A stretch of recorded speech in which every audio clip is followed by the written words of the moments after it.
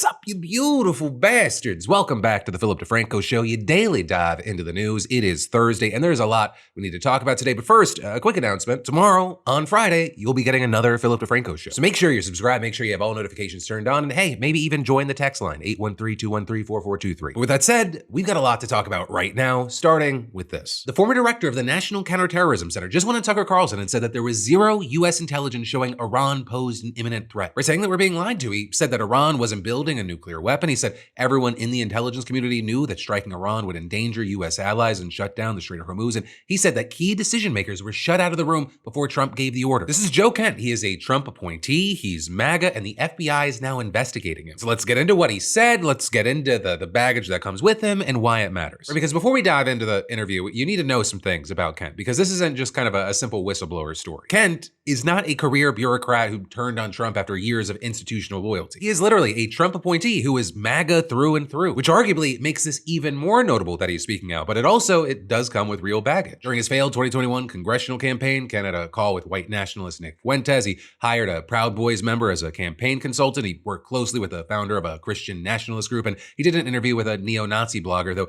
he's also tried to distance himself from the Nazi sympathizers in that orbit. He's also embraced conspiracy theories, right, calling the COVID vaccine an experimental gene therapy. He claimed that the 2020 election was stolen, and he said that the January 6th insurrection was instigated by federal agents. And in his resignation letter, while containing real substantive claims, he also veered into what a number of people have called conspiratorial territory, because he framed Israel's role not just as influence, but as a sweeping misinformation campaign that Trump was helpless against. And he claimed that the 2003 invasion of Iraq was the result of an Israeli lie. So that's why you've maybe seen a lot of people across the political spectrum accusing him of crossing from legitimate criticism of Israel into explicit anti-Semitism. And I preface all that not because I want you to throw out everything he says, right? He was very high up in the administration. He was close to the operations of this war, but also I think just as part of my job, you need to know who he is so you can decide for yourself how to weigh in on what he's claiming. And so with all that said, right, Ken's central claim is that there was no intelligence showing Iran was about to attack the United States. None. I think this is key. I mean, this would be more challenging to explain had the Secretary of State, the President, and the Speaker of the House not come out and said that we conducted this attack at this time because the Israelis were about to do so. So that takes away the argument that there was an imminent threat, as in Iran was planning to attack us immediately. That just simply did not exist. Kent also said that Trump essentially created a self-fulfilling prophecy, right? There was no intelligence showing that Iran posed a threat unless the U.S. went after them first in a way that threatened the regime. So by doing exactly that, Trump manufactured the danger that didn't exist before. But there was no intelligence that said, hey, on whatever day it was, March 1st, the Iranians are going to launch this big sneak attack. They're going to do some kind of a 9/11 at Pearl Harbor, et cetera. They're going to attack one of our bases. There was none of that intelligence. Then on the nuclear threat, which has been the administration's other justification, Kent was equally direct. Was Iran on the verge of getting a nuclear weapon? No, they weren't, 3 weeks ago when this started, and they weren't in June either. I mean, the Iranians have had a religious ruling, a fatwa, against actually developing a nuclear weapon since 2004. That's been in place since 2004. That's available in the public sphere. But then also we had no intelligence to indicate that fatwa was being disobeyed or it was on the cusp of being lifted. So the Iranians' position, when viewed from the lens of the region, was actually fairly pragmatic. They were preventing, themselves from developing a bomb, but they still wanted the ability. They wanted the ability to enrich. They wanted the ability to have some components so that they weren't completely stripped of it. Kent then also directly contradicted Trump's repeated claims that nobody predicted the fallout, right? The attack on allies, the closure of the Strait of Hormuz. Because it's well known what the Iranians' plans were. We knew that they were going to hit potentially our bases in the region, potentially our allies. We knew about the Straits of Hormuz.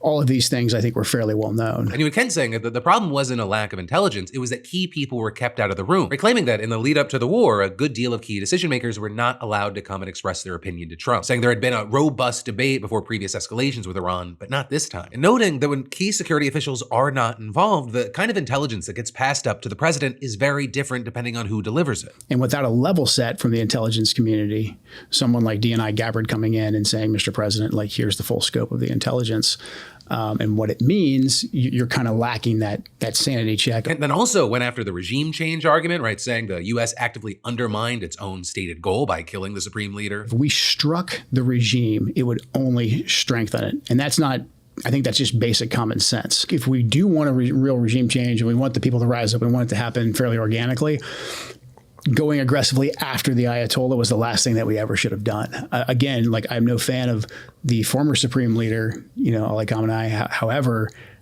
he was moderating their nuclear program. He was preventing them from getting a nuclear weapon. If you take him out, if you kill him aggressively, people are going to rally around that regime.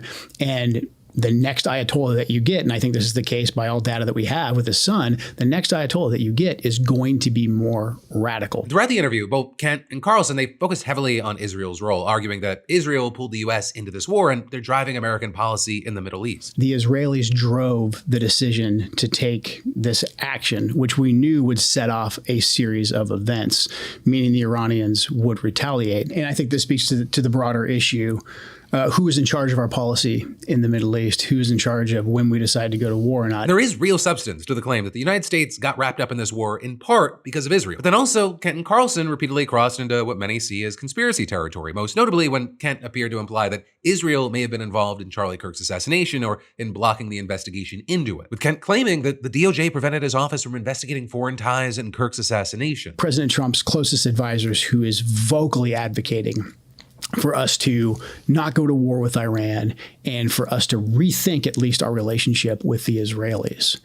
And then he's suddenly publicly assassinated, and we're not allowed to ask any questions about that. You also had Kent appearing to try to walk that back, saying that he wasn't drawing conclusions and there were just unanswered questions here. But the implication for many was clear enough. Now, Trump and his administration, they've tried to dismiss Kent, downplay his significance. They've tried to paint him as disloyal, with Trump himself saying, I always thought he was weak on security, very weak on security. I didn't know him well, but I thought he seemed like a pretty nice guy. But when I read his statement, I realized that it's a good thing that he's out, because he said that Iran was not a threat. And now the FBI is reportedly investigating Kent for a possible intelligence leak, with sources saying that the investigation was opened before his resignation, but plenty of experts are speculating that regardless of the timeline, Trump's going to try to use this to go after Kent the same way that he's targeted other perceived enemies. And then there's more we've got to dive into in just a minute, but first, let me thank a sponsor and say, the hardest part of launching something, it's not usually the idea. I mean, really think about it. If you've been waiting for the right time to launch your side hustle or business site, the time's now. Because, I get it. Building your website, it can feel way bigger than it actually is. But thanks to today's sponsor, Squarespace, my book club was a someday project that went live in under an hour. My team even uses Squarespace for our Daily Dip newsletter, where tens of thousands of y'all get your PDFs fixed in your inbox every weekday. New polls, giveaways, PDF show notes, all run through Squarespace. And like clockwork, another Daily Dip issue went out this morning, and your project could be next. And it could be easier to do whatever you want, whether it's showcasing or selling content, courses, physical or digital products, whatever you're dreaming up. Also, a big thing that pops up, you want one-time payments, subscriptions, both.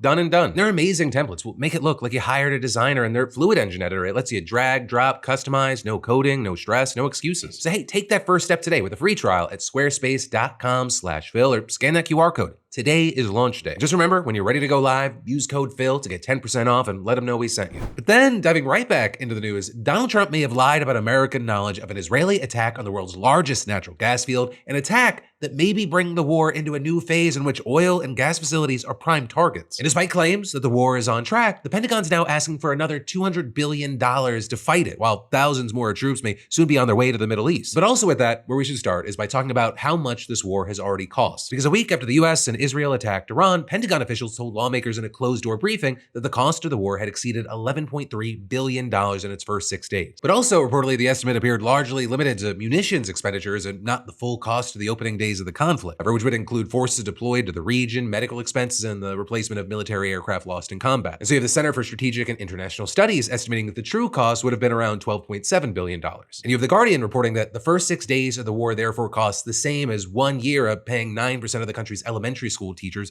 medical care for 693,000 veterans, 1.5 million public housing units, or Medicaid for 3.6 million children. And of course now, we're on day 20. And so that center, it estimates that the total has now exceeded $18 billion, with the bill growing by roughly $500 million every day. This was actually going up slower than the first days of the war, largely because many of those strikes were carried out with some of the most expensive weapons in the country's arsenal. A single Tomahawk cruise missile, for example, like the one believed to have hit an elementary school and killed 175 people, it costs around $3.5 million. And the US is believed to have fired over 300 of them in the first 6 days of the war. With the Pentagon having since moved mostly over to cheaper, shorter range weapons, although, of course, the damage is already done. And that is apparently why it's now asking the White House to approve a more than $200 billion request to Congress to fund the war in Iran, right? Because the request is reportedly aimed at urgently increasing production of critical weaponry expended as U.S. and Israeli forces have struck thousands of targets in Iran over the past 3 weeks. And that, as it remains unclear exactly how much the White House is going to ultimately ask Congress to approve. Though Trump, he has confirmed it will be in the hundreds of billions of dollars range. And that also appears to be on top of the $1.5 trillion defense budget that he said he'd be asking for at the beginning of the year, a more than 50% increase from the previous year. And while getting all of that, it could be an uphill battle in Congress. I mean, whatever amount is ultimately approved, it will then also take time for the defense industry to increase production, with how long, depending on the availability of workers, production facilities, and materials needed to build the military's most advanced weaponry. With the Pentagon's former acting comptroller, who now analyzes the defense budget at the American Enterprise Institute, telling the Washington Post, just throwing lots of money into the industrial base doesn't necessarily get you things sooner, but you're definitely not going to get it sooner if you don't. Though also, Defense Secretary Pete Hegseth apparently sees it more simply, saying in a press briefing this morning, as far as $200 billion, I think that number could move, obviously. It takes money to kill bad guys. Hegseth also accused Joe Biden of depleting U.S. weapons stockpiles by providing equipment to Ukraine following Russia's full-scale invasion of the country in 2022. Although notably, Biden mainly gave ground-based armaments and vehicles to Ukraine, not Tomahawk missiles, which are far more expensive. And overall, as of December, Congress has reportedly approved roughly $188 billion of spending for the war in Ukraine over the 4+ years that it's been ongoing. Though you also may have heard a different number because you had Trump claiming today that the number was actually $350 billion, with Trump also blaming Biden, saying that he gave away that money so stupidly. But then, going back to Hegseth, he also claimed today that the U.S. would be delivering the largest strike package yet in the war, and he continued to claim that this wouldn't be another forever war. Hear it from me, one of hundreds of thousands who fought in Iraq and Afghanistan, who watched previous foolish politicians like Bush, Obama, and Biden squander American credibility. This is not those wars.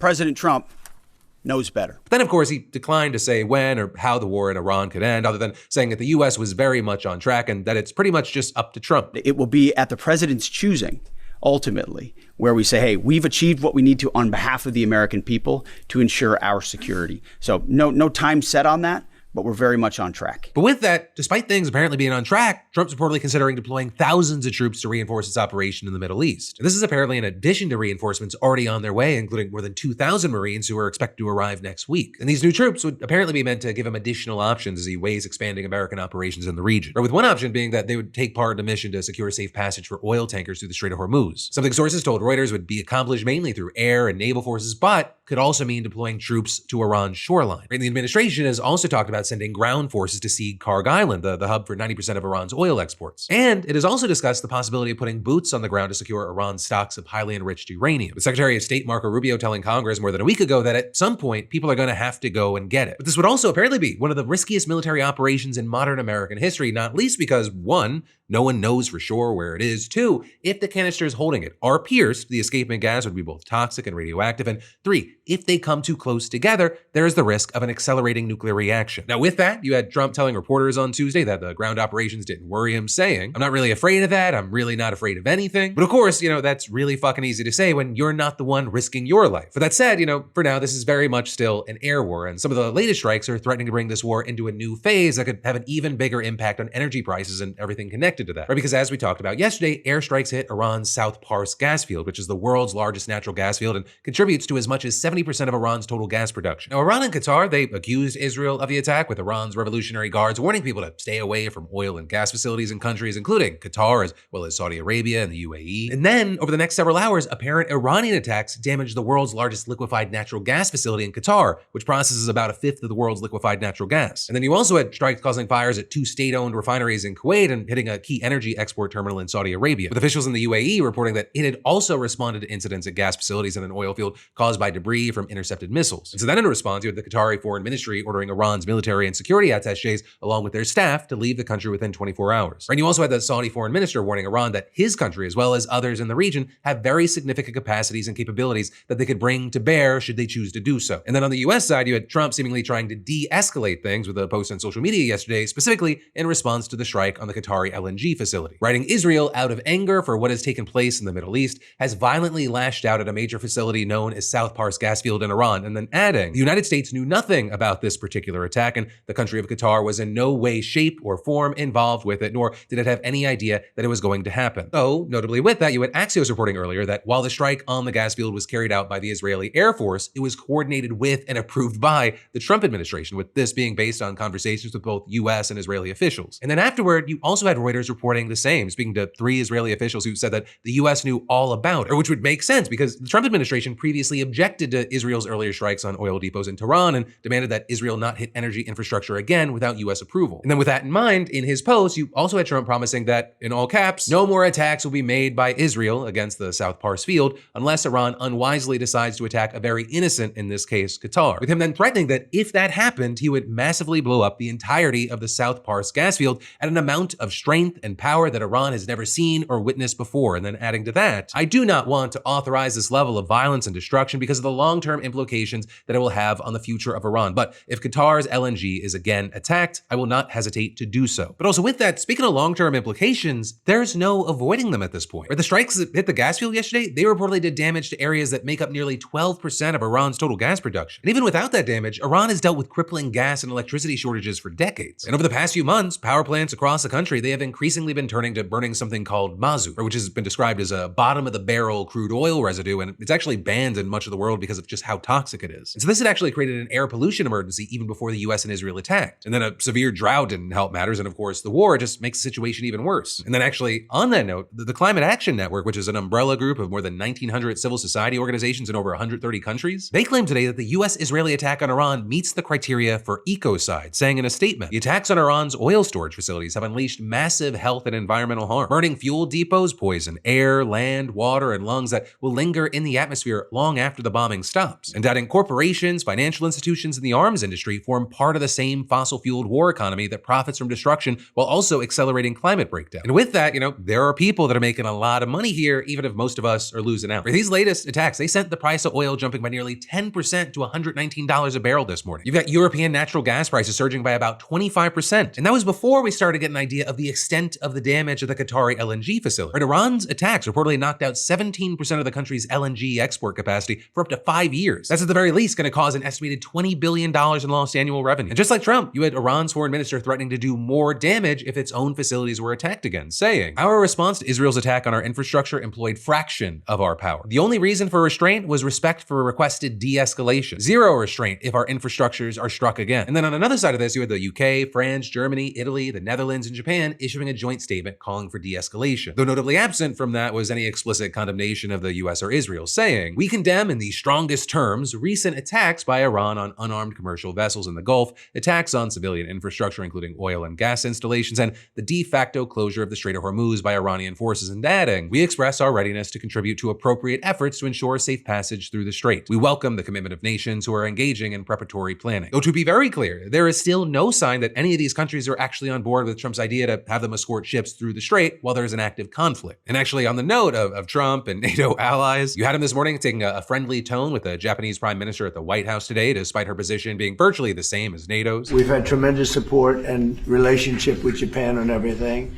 And I believe that based on statements that were given to us yesterday, the day before yesterday, having to do with Japan, they are really stepping up to the plate, unlike NATO. Although the whole thing took a turn because he had this to say when asked about why he didn't inform allies ahead of the attack on Iran. We went in very hard, and we didn't tell anybody about it because we wanted surprise. Who knows better about surprise than Japan? Okay? Why didn't you tell me about Pearl Harbor?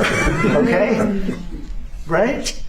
He's asking me, now you believe in surprise, I think much more so than us. So yeah, that happened on top of everything else. That is the man that so much about what happens next depends on. But then also we should talk about the risk of this war on us here at home. Right? We've got unidentified drones flying over the Army base in Washington where the Secretary of State and Secretary of Defense live. Right? Military bases in New Jersey and Florida have raised their threat levels to the second highest designation. The US Embassy in Saudi Arabia has been hit by drones, and some experts are now openly asking whether the Trump administration might actually benefit from an attack on American soil. That is where we are right now. Now, as far as the specifics with the drones, Fort Leslie J. McNair is an Army base in Washington, D.C. D.C., and Secretary of State Marco Rubio and Defense Secretary Pete Hegseth, they both live there. And according to a senior administration official, unidentified drones appeared above the base on a single night sometime in the last 10 days. So that's sparking increased security and conversations about moving the two, though as of now, reportedly they haven't been moved. But then with that, you had the chief Pentagon spokesperson, Sean Parnell, declining to comment, saying the department cannot comment on the secretary's movements for security reasons, and reporting on such movements is grossly irresponsible, with the State Department also not commenting either. Right, a big thing with this is that drone threats,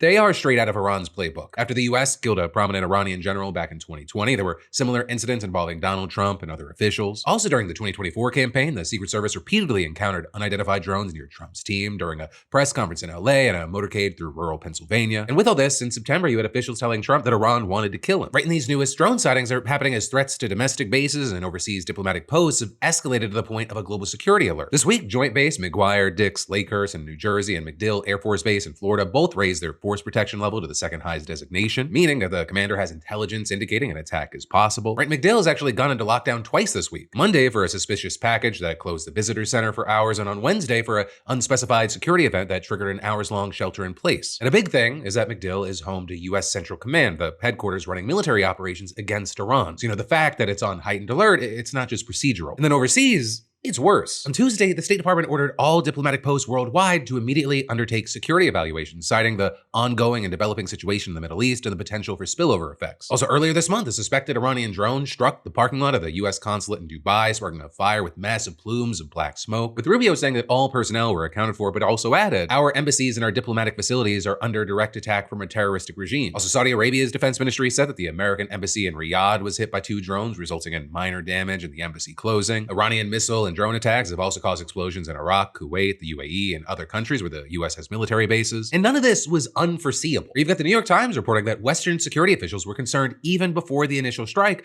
that Iran could use proxies to conduct retaliatory attacks against American and European targets. Colin Clark, the executive director of the Sufan Center, said at the time, if the US military campaign against Iran is existential for the supreme leader and the most senior members of the IRGC, I would fully expect Tehran to order terror attacks abroad, including in Europe. The US killed the supreme leader. Trump's been talking about wiping out the rest of the regime. So this concern isn't just a hypothetical thing anymore. And it's also where the conversation kind of takes a turn, right? That we need to be honest about, even though it's uncomfortable. Right? Because you have some people speculating that the Trump administration might actually benefit from an attack on American soil. With, for example, The Guardian highlighting that such an attack could give Trump a pretext to declare a state of emergency or even cancel the midterms. With Yale historian Timothy Snyder writing, self-terrorism might not have been the initial aim, but as time goes by and failures and atrocities mount, its appeal will grow. Trump could think that he has much to gain. The war itself makes terrorism more likely. And then also you had Stephen Cash, the executive director of the Steady State, a group of retired national security officers, putting it more directly, saying, of course, there's going to be retaliation. It's a rational response on their part. And then also adding, it may be that this is what Trump's interested in. He has spent a year trying to convince Americans that we are facing a terrible domestic threat. Suddenly, this unprecedented and unprovoked attack on another country,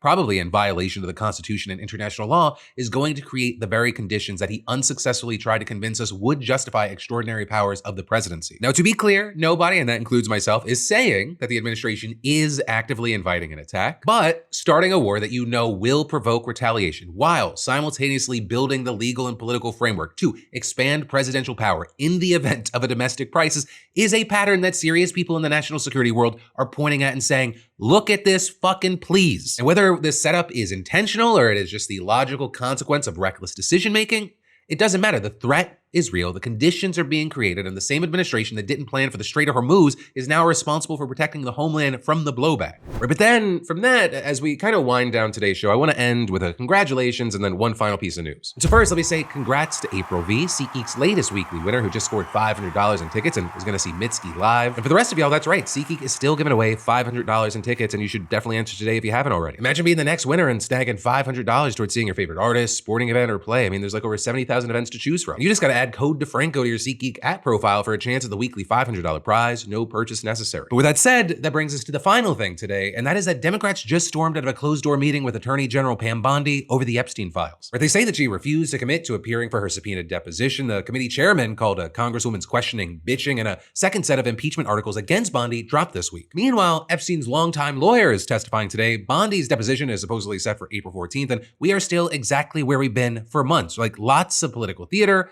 zero accountability. But as far as the briefing, you had Bondi sitting down with the House Oversight Committee yesterday for what was supposed to be a closed-door briefing on the DOJ's handling of the Epstein investigation. Democrats, they say it was a setup from the start. They claim that they only learned about the briefing at the last minute. There was no press, no transcribers, Bondi wasn't under oath, no opening statements. Members were just given 3 minutes each to ask questions. Democrats believe Bondi held this briefing specifically to try to get out of the actual subpoena, right? The one that the committee voted on last month and that Chairman James Comer formally issued this week, asking her to testify under oath on April 14th. And when asked whether she would show up for it, Democrats say that Bondi would only say that she would follow the law. She would not say yes. Filibuster, filibuster, filibuster would not say yes. And it was clear from the minute it started that the Attorney General is trying to evade and not attend the mandated subpoena that is put in place. We want her under oath because we do not trust her. Why don't we trust her? Because she's a liar. Look at how that Judiciary Committee hearing went.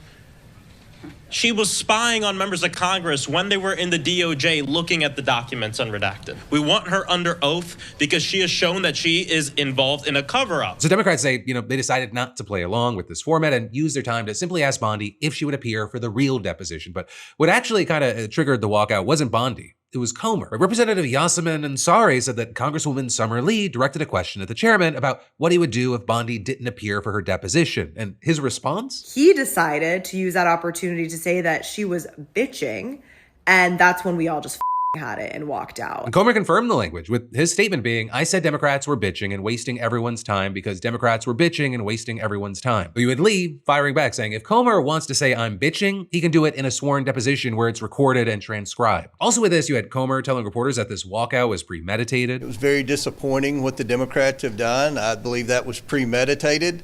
They came out clutching their pearls, complaining that she wasn't answering questions and things like that. The first three people to ask questions, all they did was complain. They said they wanted C-SPAN in here. They want the cameras, and very, very typical behavior. You also had other Republicans defending Bondi, saying that she gave the briefing voluntarily. Assistant Attorney General Harmeet Dillon claiming that Bondi did answer questions, noting that she said, I will follow the law at least 6 times. Dillon also calling the Democrats' behavior that of petulant children and adding so much for wanting the truth. And of course, because all of this happened behind closed doors in a room that Bondi specifically chose to avoid press and transcribers, the public didn't get to see any of it. So again, as some desired, we are just stuck with 2 completely different versions of what happened. Though with all this, the pressure on Bondi is stacking up fast. This week, Representative Summer Lee introduced articles of impeachment against her, the second Democrat to do so this month. She has already been obstructing justice. She has already weaponized the DOJ. The DOJ does not have the right or the privilege of withholding information from an active investigation, ignoring the laws of our land, which the Epstein Transparency Act is. Ranking member Robert Garcia also suggested that the committee could hold her in contempt if she doesn't testify on April 14th. And all the while, the depositions are still ongoing. Today, Epstein's longtime lawyer is answering questions. So also before testifying, he wrote, I did not socialize with Mr. Epstein, and I reject as categorically false any suggestion that I knowingly facilitated or assisted Mr. Epstein in his sexual abuse or trafficking of women. A statement that many, including those on the committee, have been skeptical of given how long he worked for Epstein. For now, this is generally where we are, and we're gonna have to wait to see if April 14th changes any of this. But I will say, and this is my opinion at this point, it feels like expecting accountability from this process. It feels less like optimism and more like muscle memory of like what